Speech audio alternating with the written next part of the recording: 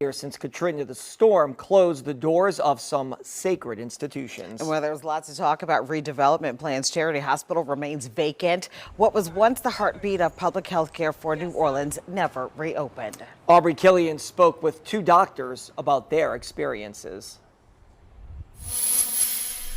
Here we are 20 years later. How do you wrap your mind around that number? You know, there's some days that it seems like it was just the other day that we were in Charity Hospital. For Dr. Peter W., it was maybe 3 lifetimes ago. Charity Hospital during Katrina cemented in his mind. And it smelled a lot like a bayou, right? Stagnant water, inadequate plumbing, then to no plumbing, and then no generator power. If there is a travesty, a devastation, a calamity along those lines, you think 12, 24 hours. The federal government clearly, if the state government can't, bring to bear resources, the federal government will do that. Well, that didn't happen, period. And one memory stands out most. One of our nurses' father was in leadership for Louisiana Wildlife and Fisheries, rowed a boat and said, "I'm here to pick up my baby." And she said, "Daddy, I can't go. I can't abandon my patients." The staff stayed. Dr. W. was the last one out. I was the last person out of the facility for Katrina and put the locks, literally locked the chain for the door. Locking the doors. Painful, but inevitable.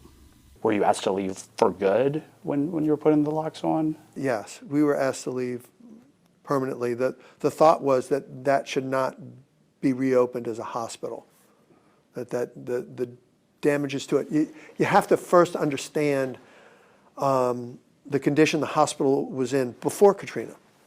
So for 10 years prior to Katrina, the hospital didn't pass any inspection by the Joint Commission Accreditation of Hospitals, a federal group that accredits hospitals to provide safe care to patients.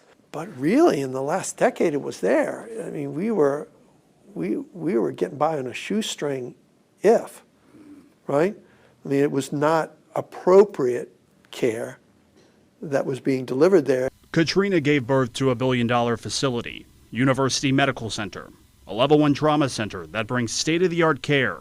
The spirit of charity is still alive. 10 days after Katrina, I was here along with a few other colleagues, and the military approached me and some other doctors, and we started cleaning up the building, and it was ready for operation 3 weeks after Katrina. Dr. James Moises was here for Katrina, and he was determined to reopen Charity. Clearly, politics played a role back then at the city, state, and federal level. September of 2005, it was clean and it was ready to go.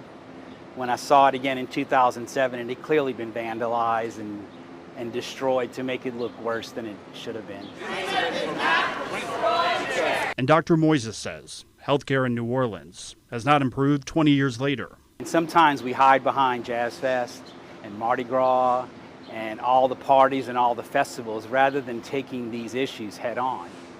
And that's why this city is struggling 20 years later, in my opinion. But I just wish at the state level and at some point the federal level that we can do something to really improve the quality of care here. And let's just value life down here more. When I hear resilient, I think of it as it's a cop-out that politicians use to cover themselves, make it where we have a livable city. While the exact future of Charity is unknown, both can agree that Charity was a place full of people who made an impact. They don't get the recognition that they deserve.